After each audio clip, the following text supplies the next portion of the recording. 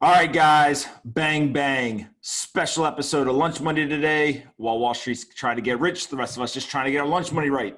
As you can see, I've got the beautiful, intelligent Polina Marinova. As always, she has a sailor outfit on, but I also have Zac Prince, founder, co-founder, and CEO of BlockFi here. Are you not going to say anything about his outfit?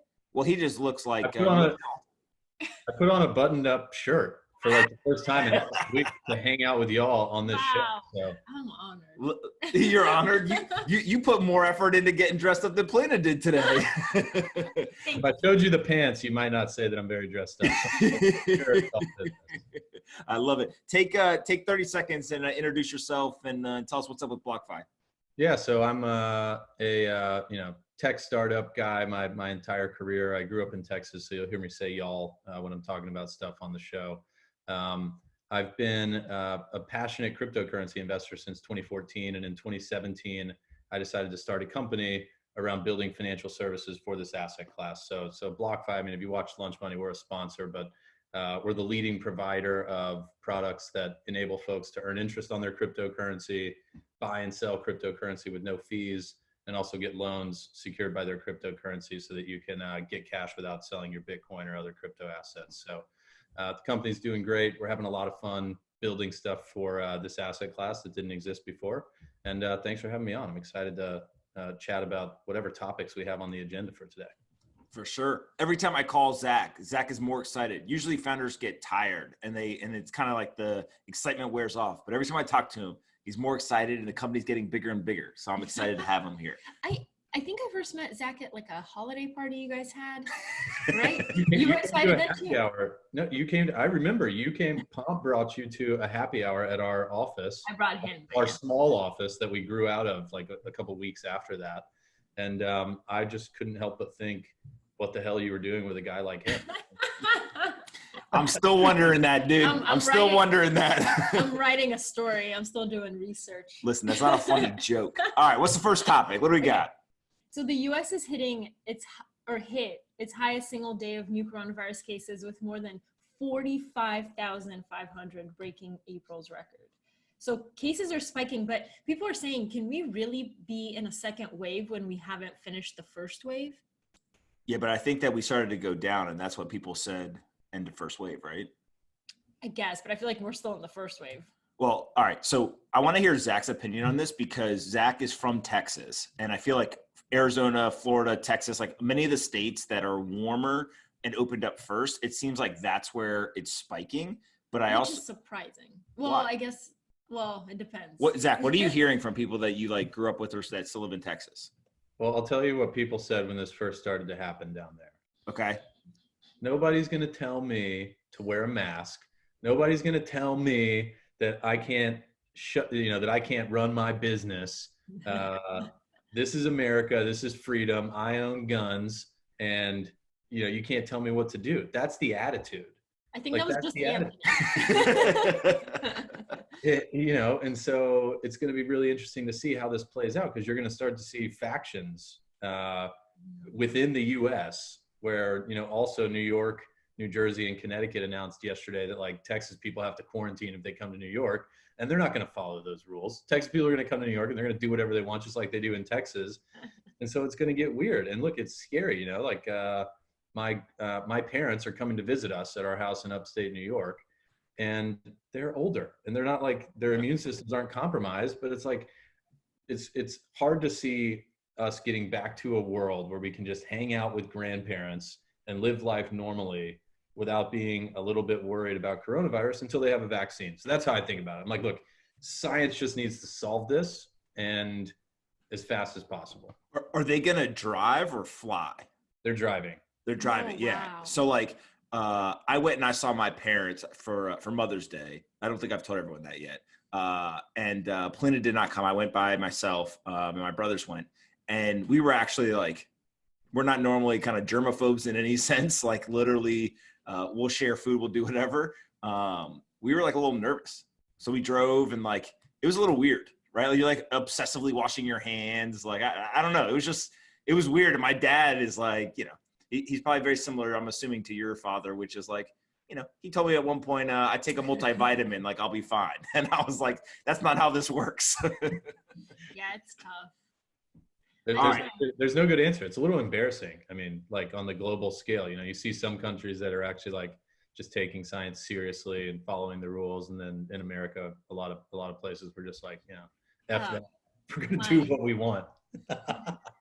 Zac, my grandparents were supposed to come visit from Bulgaria in April, then in July, and now later this year. And it's so sad because my grandfather has never been to the US. So he calls me literally every week and he's like, how are things looking over there? Like, I'm looking on the news. It's not looking great, but like, is New York okay? And I was like, well, I don't know. New York made a comeback. New York went from the worst to now they're quarantining people coming to New York. That's very true. It's like revenge. All right, what's next? So millions of Americans will fall off an income cliff when extra $600 in unemployment benefits ends next month. First of all, what's an income cliff? Well, the big things here are savings rates up 33%. And personal income rate is up 10.5% over the last couple of months, which seems like good things because people are saving more money, right? They're not going out, they're not spending it, whatever. And then personal income is actually up. So you think of an economic crisis and everyone's like, oh my God, no one's going to have any money. But because of the stimulus check that, $800, $1,200, whatever people got, and then also the unemployment, an extra $600. So it's not just $600. It's whatever your state gave you plus $600. So there's a lot of people who are making more money on unemployment than they were at their jobs. That's wild. As I keep saying, like, that's probably more an indictment on like, we don't pay people enough when they're not on unemployment. But that ends July 31st. Yeah. And so now all of a sudden you're going to just be on either regular unemployment or you're going to have no income. And so that's where the pain starts. Do you get unemployment for as long as you're unemployed? I think that there's just like a finite amount of time, maybe 6 months, a year, or whatever. Like you can basically pull it for a certain period of time and then you can't get it anymore. What do you think, Zac? I think it's going to be really interesting to see how this plays out politically. So it's an election year, and like the reason that folks haven't felt the economic pain of the loss of jobs and this whole situation is because of the stimulus. A lot of people are doing better than they were before because of the stimulus. A lot of people are probably going to be conflicted, in the first half of July around, okay, do I go take my job back at the restaurant where I'm not getting paid enough? I completely agree with you on that point, Pomp. And then give up my unemployment benefits for making more money. But then, does the existing, government in the U.S. want to let people fall off the cliff? So it's going to be interesting to see how it plays out. I think this is going to be a moment where America kind of wakes up a little bit and realizes that, we can provide a better, kind of floor on incomes and social safety net stuff. And it's not going to hurt our economy. Dollar's still strong. The thing that I saw that cracked me up is obviously there's a financial incentive to stay on unemployment, especially if there's this weekly like extra $600. But even if that goes away, the unemployment can still be a financial incentive. And so what they were talking about is, should they extend it, maybe to the end of the year, or should they not with the additional benefit? But then there was talk of like a go back to work bonus. So they were saying like, hey, basically, could we pay somebody like a one-time amount to get them off the extra unemployment and get them to go back to work? And so I was reading about it and they were like, yeah, the bonus would be $450. And I was like, hold on a second. I'm not a mathematician, but you're telling me that I could get unemployment plus $600 a week every single week for like a year, or I can just get a one-time $450. I'm probably just going to stay on the unemployment. Like, I'm going to make more money doing that than the one-time bonus. So I do think that it's like they probably have the right idea as to how to manipulate and incentivize people. But it's just you got to make the numbers work, right? You got to actually make the math work. And you got to get it approved politically. Yeah. And here's the other part too that I think is hard, that complicates all this for the analysis, is like, you have people right now that have kind of that social safety net, right? And they've been able to mitigate a lot of the damage. But we were talking yesterday, like, my estimation is 20% of small businesses aren't coming back, right? Like by the time we get through the whole thing. Yep. And so if that happens, that'd be 10% of jobs in America just aren't there. So even if they get off of the unemployment because the actual benefit ends, what do they do? Like literally there's no job to go back to, right? And so you get in this situation where like, you're just gonna have high unemployment for a while. But it's 10% of jobs, right? Yeah, but that means that the floor, if that happened, that means the absolute floor. So we were at 3.5% unemployment in February before the pandemic. And that was a historic low. Plus, then now you've added 10% of jobs disappeared. So you're basically at like a floor of, call it, 12 to 14% unemployment. You won't be able to go below that because the jobs literally don't exist for a while. That's interesting. Right? And I mean, that's incredible unemployment. Yeah. I mean, not to mention the trends that have been going on for a long time, COVID aside, of technology, removing a lot of jobs. That's going to happen to planes and trucks and cars soon. I think there's like another 5 to 10% that, their job is something related to driving a thing. And like, that's going to go away. It's just a question of whether it's 5 years from now or 25 years from now. So this concept is going to keep coming up, and there's got to be, in my opinion, there's got to be some type of political solution. You can't just have everyone fending for themselves all the time, and there's literally not enough jobs to go around. Yeah, for sure. All right, what's next? Disney is postponing the reopening of Disneyland. It originally was supposed to open on July 17th, but now they're like, I don't know. I kind of just feel like this is one of those things that people are like, duh. But also, if you think like, were people really going to go to Disneyland with like masks and gloves and like hand sanitizer hanging out of their pocket? Like, I don't know. I think the families from Texas, Georgia, and Florida were going to go to Disneyland. Yeah. What do you think, Zach? They definitely were. I mean, look, everything that opens up, people are going to, whether it's sporting events or casinos or other stuff, people are going to go. And the companies have to try and be a little bit responsible about it. So I guess that's why Disney's making the call. I don't know if a regulator told them to do it or not, but yeah, people will go. They'll have no problem filling it up. I mean, look at the cruise ships. They like sold out. They're like, we're reopening in August. It's like, man, we're booked. So my favorite thing that I've seen on the reopening is the casinos. I've seen three things. So one is a video of like literally it was packed, bigger than they've ever been, like a month ago. Which was absurd. Two was I saw a video where people are sitting at the table and there's basically like plexiglass in front of the table and they can put their hands in like a slot to play like poker or whatever at the table. But there was nothing in between the people, and some people had masks, some people didn't, but just like protecting the dealer. And then I saw one that literally was like a personal queue. Like you walked in, you sat in your seat, and you were surrounded on three sides by plexiglass, and you could put your hands under and play games. And then you also weren't interacting with the person next to you.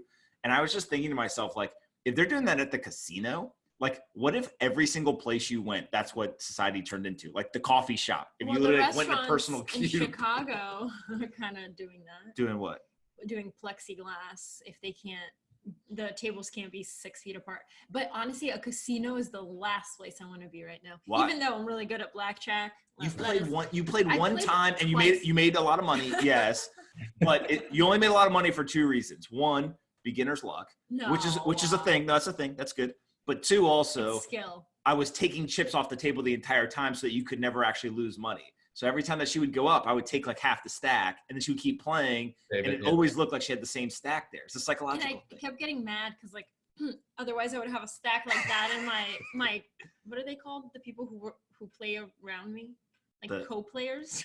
Yeah, the other players at your table. Yeah, they'd be impressed, but he kept taking them off. Because it's a psychological thing. If you know that you've got this huge stack, you would just keep betting more and more. Anyway. All right. So would you go to Disneyland right now? Absolutely not. Zach, would you go? No, I wouldn't. I mean, we're a bit more conservative in terms of this stuff, but people will. Like it's the reason why I wouldn't go is because I hate wearing the mask. Like I'll wear it to go in the stores or, whatever I have to do. But like, if you said to me, you have to wear this mask all day long and walk around outside, that just sounds horrible. Well, imagine dragging two little kids with you and trying to put a mask on them. Kids have to think this is the weirdest thing ever. Yeah. They're like, Mom, why do I have to wear this mask all the time? No, they hate it, man. It's torture, like 5-year-olds don't learn well over the internet. It's just not a thing that like works. Also, a really weird thing a weird side effect of this is like when I didn't realize how much I like read people, like when they talk, like I read their lips or whatever. Because when you have a mask on, I don't know what you're saying. I'm like, what? Are you claiming to be a lip reader? Yes. Apparently my hearing is not that good. Facial expressions are a huge part of body language. And so you're talking to people and you're like, I don't know if you're mad or grumpy or happy or excited to see me, or like you have no idea what's going on. So hard. All right, what's going on with Bill Ackman? Bill Ackman's new blank check company may be a $4 billion bet on a so-called mature unicorn. Is BlockFi a mature unicorn? We're an emerging mature unicorn. Yes, great answer. You hear that, everyone at home? BlockFi.com. No, well, hold on. What I was going to say is a lot of people forget Bill Ackman. Was it 3 years ago? People were laughing at him. He had to cut staff. He was like taking the subway. The whole thing, right? And he said, I'm going to go back to focusing on the fundamentals, and I'm going to go back to investing. I'm not going to do any press. I'm not going to do anything. And he came back, and last year, a lot of people forget, he was the best performing hedge fund last year. Really? On all of Wall Street. He returned over 50%, I think. And he killed it with a hedge against macroeconomic uncertainty going into COVID. He had a bet using options that made him like $1 billion profit, and pretty much ensured that his fund's going to have great performance for the entirety of this year too. And $25 million bet, I think it was, and he made $2 billion. Yeah. This thing that he's doing, it's creating a SPAC, specialty purpose acquisition company. Chamath Palihapitiya and a number of other folks are in on this trend as well. And I'm a huge fan of this trend. Conceptually, there's like two things at play here. One is, why are companies staying private so damn long and getting all the growth squeezed out of them while they're in private markets, and then you just dump it into the public market at the end of its growth trajectory? And the other is just new and interesting ways to go public from a company's perspective instead of the old IPO process, which has some challenges in terms of incentive alignment, certainty, pricing. So I'm a huge fan of this. I think it's great. I think you're going to see more of it. Do you think that, so I agree with you completely. Do you think that this is only possible for people with big names? So Chamath, Bill Ackman, like people who have large followings, since you're basically asking investors to go blind pool, right? And for those that don't know, blind pool basically means I'm committing capital, but I actually don't know which company, right? So in a fund structure, you give a manager capital, and they say, I'm going to go invest in companies that fit this profile. So they're early stage, late stage, whatever, but you don't actually know the company's saying here. They're basically saying, give us the money now, and then we'll go find the company to acquire and bring. It's kind of like when I was 15 and I would be like, hey dad, can I go to the mall and get like, $50? And he'll be like, for what? And I'll be like, you'll find out. That's like exactly what it's like. Like that, except if your dad had the option to tell you that you're not allowed to buy a certain thing once you made the decision. So there is this little check on incentives towards the end, where once a company has been identified, investors have the option to not participate and just get their money back instead. We call that the super short shorts option. like no, you cannot have that skirt. It's too far away from your knee or whatever. Knowing your dad, he would have loved the veto power. Oh, yeah. So I guess, do we think that it's only people with big names are going to be able to do this, or do we think it'll become pervasive where pretty much every asset manager does it? I think it's going to become more pervasive. I think you do need to have an established track record or brand, or you need to be some kind of a known quantity to folks looking to invest, because they're taking a flyer on the decision that you're going to make in the future about what company you're going to use to buy the SPAC. But it's been really successful recently. Virgin Galactic, DraftKings, a couple of other companies have gone public this way, and they do it at lower market caps relative to what we typically think of in unicorn land. And they're all, a lot of them are up, 2, 3, 4, 5x since they hit the public markets. And so they've performed incredibly well. But the performance, does that have to do with the merger or the type No, of? it's all about the company. So basically the whole idea is Bill Ackman's going to have an entity, whatever it's called. Yeah. He basically would go to a founder and say, hey, I like your company. Do you want to go public? Right. The founder would say, yes, I want to operate my company in the public markets. Bill says, I've got $4 billion that are sitting here that I will use to buy And it's a reverse merger. a percentage. They don't buy the whole thing. Yeah. They buy percentage. Now the company is publicly listed, and then it operates just like any other stock. So the benefit of this is that you don't have to go through the whole cumbersome IPO process, right? Exactly. Yeah, and there's a big difference in terms of how and when it gets priced. So let's say Pomp is a SPAC guy, and Polina, you're a traditional investment banker who wants us to go public the normal way. If I do a deal with Pomp using his SPAC, we agree to the price, and I know with certainty that that's the price we're going to go public at. The deal is done. If I work with you as an investment banker to do an IPO, you say, oh, well, Zac, I think the company is going to come in around this range, but I need you to sign all these papers and agree to pay me a bunch of fees. And then we're going to go on a roadshow and collect feedback. And then we'll kind of find out the price. And it's like, it's a lot different in terms of that level of certainty when you're going into the deal. Yeah. All right, Boston, what's up? Okay, so Boston just banned its government from using facial recognition technology, and slightly related. But this morning I was reading the news, and it said that a Michigan man was arrested after he was misidentified by facial recognition. Yeah, that's the whole thing. So I actually think that this is awesome. Finally, Boston got something right. So I could say that with somebody from Bulgaria, North Carolina, and Texas on here. I love Boston. But no, basically the whole idea is just like the facial recognition algorithms. There's a lot of studies that show that they, one, are racially discriminatory or just inaccurate. And so I think it's one of these things where people are like, hey, look, if you are optimizing for the effectiveness of the police, facial recognition technology sounds great. But if it's going to literally, like in Michigan, tell you the wrong person to go arrest, like it just causes more problems than it actually provides solutions. So like, why are we going to use it? But is that the minority of cases, or is that the majority of cases where they get it wrong? In my view, it's so if you talk to people that are in Arizona, Texas, Florida, like people who are very kind of personal freedom, individual liberties, if you are going to misidentify one person, you're violating one person's rights. Like it's not worth doing it for everybody else. I tend to agree, especially with something like this. Like we all look now, and I don't know if Zac does this, but Polina and I have seen a bunch of movies and documentaries and all this stuff about like people who got put in prison for 5, 10, 30 years, whatever it is, back in the 70s and 80s, because they didn't have technology, right? It's, they didn't have DNA technology or whatever it was. Imagine in today's day and age being wrongfully accused, and when you go to court in front of the judge, they're like, yep, the algorithm says blah, blah, whatever. Like, what? Yeah. What do you think? I think it's the right move on Boston's part. I think you have to be super careful with this stuff. It's not just facial recognition, but they've found other types of identification technology and different algorithms to be have like basically unintentional racism built into them. And so there's two big things there that you have to be really careful of: privacy, racism, and then also are the false positives worth the upside of maybe solving a couple extra crimes. And I'm on the side of like, you just got to go really slow with this stuff. And it is scary to me. I'm generally not like a huge privacy person. Like I know my data's everywhere. I'm fine with it being like sold or whatever. But it does feel weird to think of living in a world where like everything you do, that there's like a video camera watching. Like that's just a little too far in the Big Brother camp for me.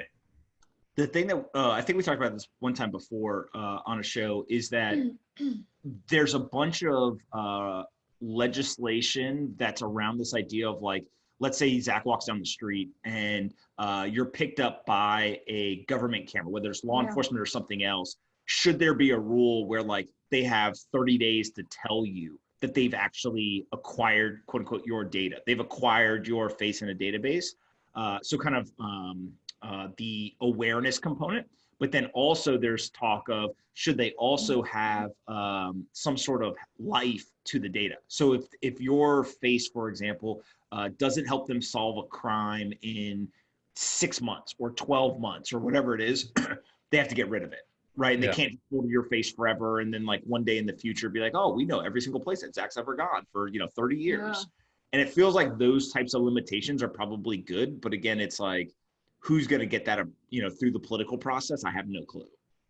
Yeah. I think we can all agree that we don't want to become China where your credit score, for example, isn't just based on, your financial life. It's also based on like, whether you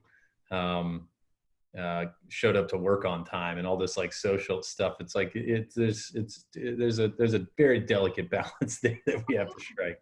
I will say, do you know, I can't remember if I told you the story, but I'm like, I think as a society, we've become hyper aware that we're being taped.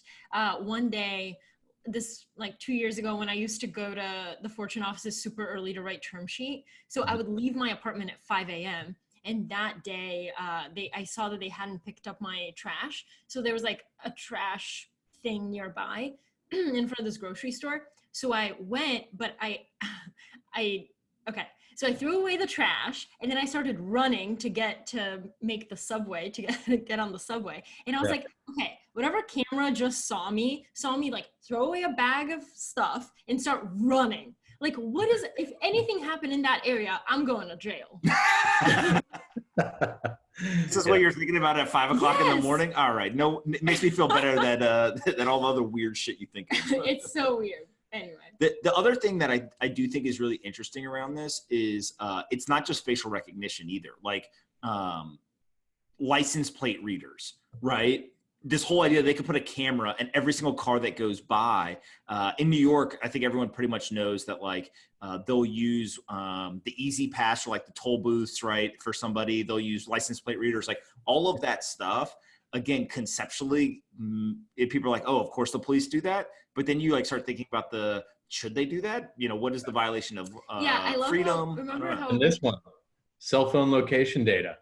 Like, did you see the study? This one freaked me out. There was a study that showed they took an anonymized cell phone data, and then they basically started to label every single person who it was. And what they basically did, it was super easy. They just waited till you brought your phone back home, and they just looked to see who owned the house. They were like, yeah, we can just reverse engineer. We know who everybody is. Right. It's crazy. All right. Show us, let's go to the last topic, this ridiculous Harry and, was it Meghan? Oh yeah, Meghan. So Harry and Meghan, Harry and Meghan. Yeah. Okay. They're not real royalty. They have signed, yes, they are. They have signed with a speaking agency that represents the Obamas and the Clintons, and they will speak about racial justice, gender equity, and environmental concerns, and Harry will speak about mental health. So this is really interesting because when they were with the Queen and when they were like royals officially, they couldn't just pick what they talked about. They had to talk about whatever the royal house, what is it? I don't know.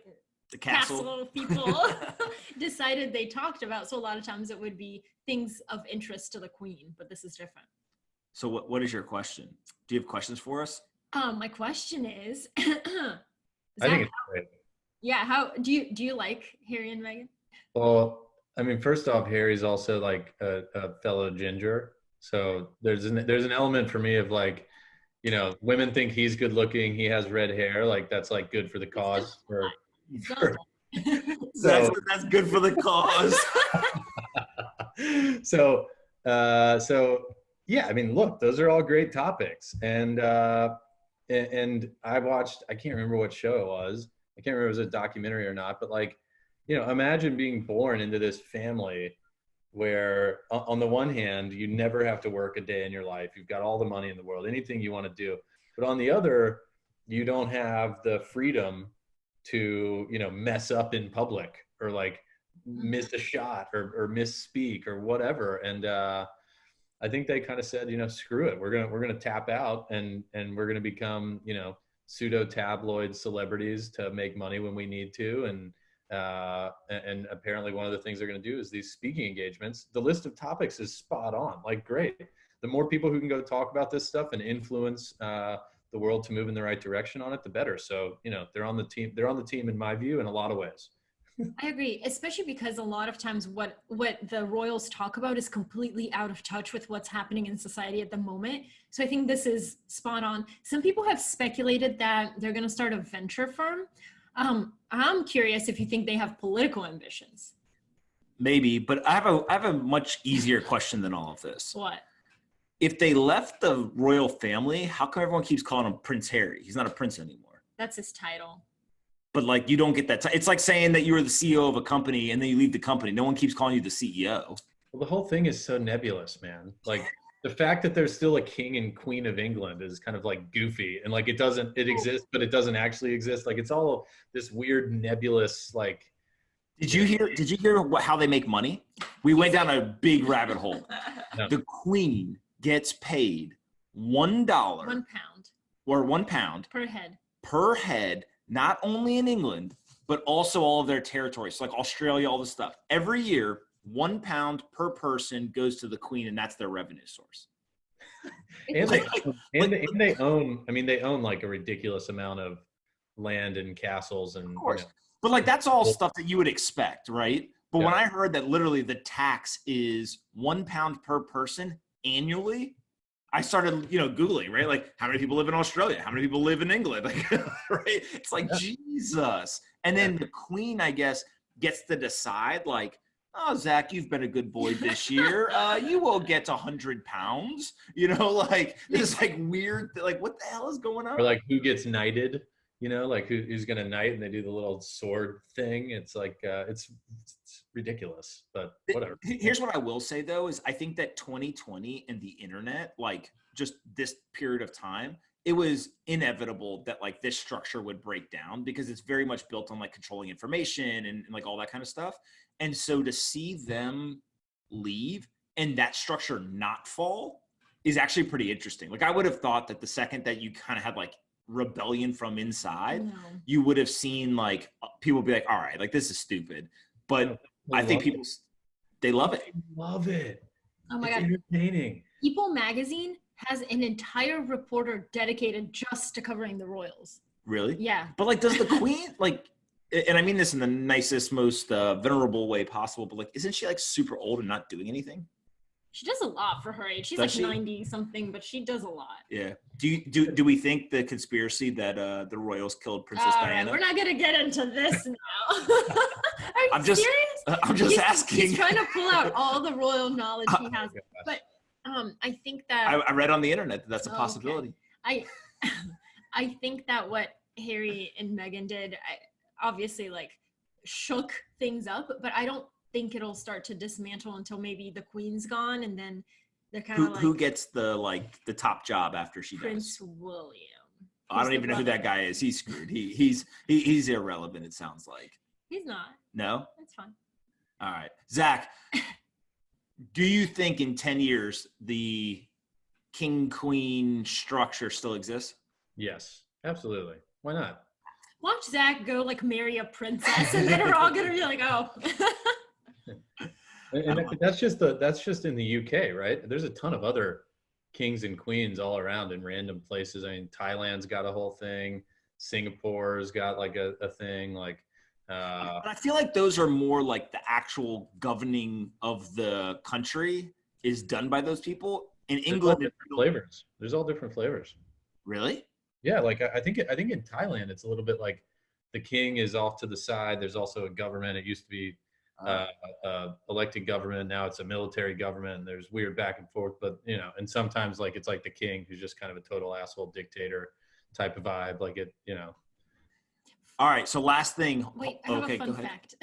So Princess Eugenie, she moved to New York and she worked here, and she was supposed to get married this year, but it was postponed due to the coronavirus. Well, if your name is Eugenie, I don't know what's going on there. Anyway, all right. okay. Before we wrap this up with Zach, we have two friends. I'm not going to say their names because I'm not sure if they're comfortable with it or not, but they're very dear friends of Polina and I. And last night they texted us with a very concerning issue, which was they had spent probably sounds like 30 minutes, 60 minutes, whatever it was, debating and researching what continent New Zealand is on. Because if you think of the 7 continents, if Australia, it's on. There's Asia, Australia, right? Or North America. Like those are all the ones that you would be kind of in and around. But is New Zealand part of it? So I've got this supercomputer at my fingertips. Australia is its own continent. Yes, Australia's its own continent. So what is New Zealand? So I started to Google around, and the Wikipedia description I'm going to read to everyone because it is so ridiculous and confusing that This is literally what He it was said. like, they're just making shit up. Sorry. New Zealand is not part of the continent of Australia, but of the separate submerged continent of Zealandia. New Zealand and Australia are both part of the Oceanian subregion known as Australasia, with New Guinea being in Melanesia. Melanesia. So I think that Wikipedia either made up 3 continents I've never heard of before, or I'm just super confused. What is going on with New Zealand? Yeah, I mean, it's all just a bunch of stuff that you know, people who thought they were really smart and were viewed as being really smart at the time took a flyer on, right? Like, why countries exist, what continents are named. Like, it's all kind of like, oh yeah. And then at one point, some dude, most of the time because it was history, was like, I hereby say Australia is the continent, and the people are like, what about the islands? He's like, I don't know. They'll figure that shit out later. That is Ocealandia. You gotta figure that shit out. So this is now, I want to use this as like a trivia question for people, is to ask people like, what continent is New Zealand? But the problem is I don't know the answer. Like, you can't ask a question you don't actually know the answer to. Right. The answer is none, or all of them, or, you know, or just make up something that makes people confused and makes you sound smart, and you win. Exactly. All right. Before we wrap up, normally we explain BlockFi. So take a minute or two and kind of let's just walk through the product so people understand. Let's start with the US dollar loan product. How does that work? US dollar loan product. If you're someone who owns cryptocurrency and you don't want to sell it, but you want some cash to make a down payment on a house, or pay down other debt, or buy an engagement ring, you can use our loan product to do that in a tax efficient manner. So if you bought Bitcoin at 1,000 and it's 9,500 today, if you sell your Bitcoin, you have to pay taxes on an $8,500 gain. If you get a loan against your Bitcoin, not only do you not have to pay taxes on the gain, if you use the proceeds of the loan for investment purposes, so let's say you buy, you know, Amazon stock with it, you get to deduct the interest from your taxes. So this loan structure is something that has been in the wealth management toolkit for a long time as folks begin to accumulate wealth, and our loan product just brings it to, you know, crypto, so you can do it with Bitcoin. No brainer. The crypto exchange. Yeah, so crypto exchange, we you can buy and sell crypto on BlockFi.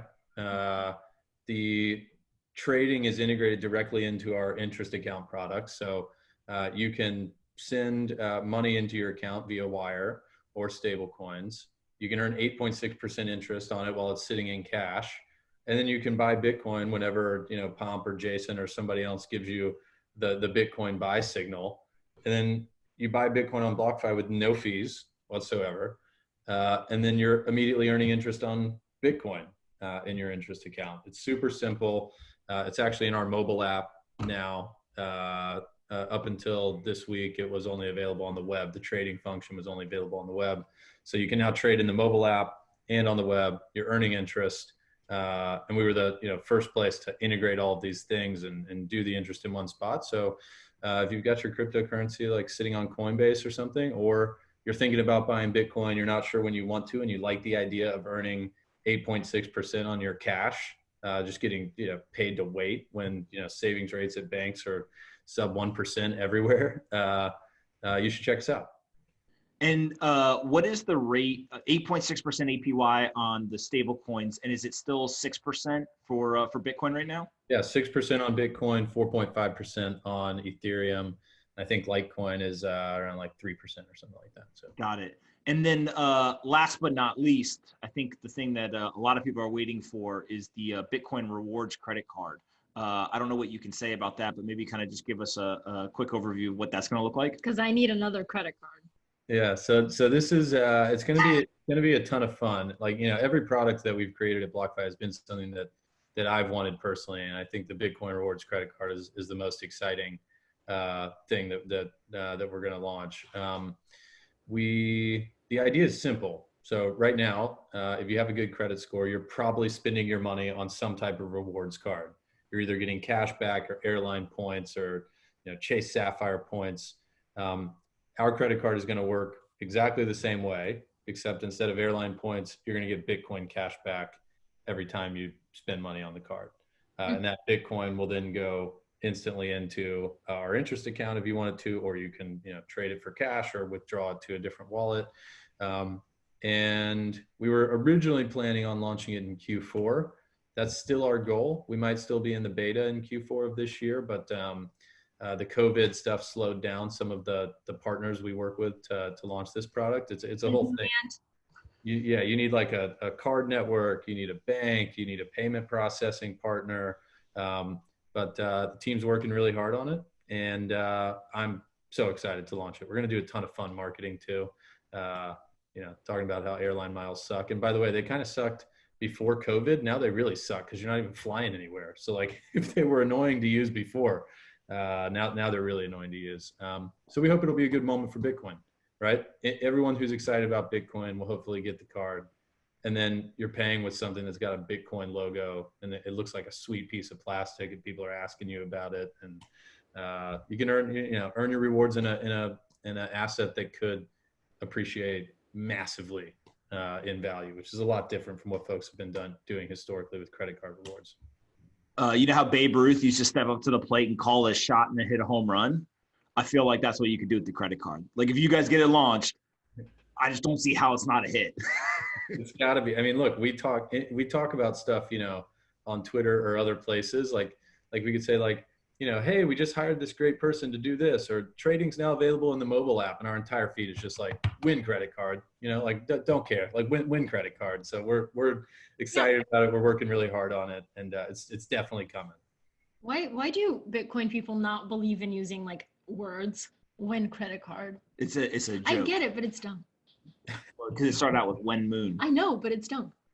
Okay, well, I didn't realize that everyone had to have as good of a command of the American language as you have. It's dumb, but it's fun. Different strokes for different folks. You're excited talking about, Meghan Markle and Harry. Meghan and Harry, right? It's fun, but it's dumb. So same difference. It's not dumb. You guys will see. It's not going to be dumb when they run for president. A goofy aristocracy where you're taking swords and like tapping people's shoulders and doing all this like ludicrous stuff and charging everybody in your thing £1 a year. Like it's dumb. It makes no sense. The best. Except for if you're the queen and you're getting rich, then it makes a lot of sense. Sure, exactly. The best meme I saw was that when Harry and Meghan got married, and it was like, oh, I see. This is the UK's way of like regaining America. Oh, God. All right, guys, that's it for Lunch Money today. Zac is on Twitter. What's your Twitter account? BlockFi Zac. BlockFi Zac. Go check him out. BlockFi.com/lunchmoney is where you can go sign up for all kinds of cool stuff that we just talked about. And remember, while she's trying to get rich, the rest of us just trying to get our lunch money right, even through BlockFi. Get money, get paid. See you guys later. See y'all. Bang, bang. Hope you guys enjoyed this episode of Lunch Money as much as we did. And don't forget, Lunch Money is now sponsored by BlockFi, so go check them out. There's a link in the description that you can click on. I'm an investor, a user, and a huge fan. What? You're a bigger fan of BlockFi than you are of me? BlockFi is my second favorite thing in the world behind Polina. They've got 3 products. They can give you a US dollar loan. You can earn up to 8.6% interest on an interest-bearing account, or you can buy and sell cryptocurrencies on their crypto exchange. I personally use the interest-bearing account. There's not very many places where you'll find up to 8.6% interest on a deposit in an interest-bearing account. Go do your own research. There's risk associated, but 8.6% is pretty compelling. So click on the link in the description. Say thanks to the folks at BlockFi. Subscribe to our channel. Like the video. Annoy Polina in the comments. And we'll see you guys tomorrow. And be kind to your friends.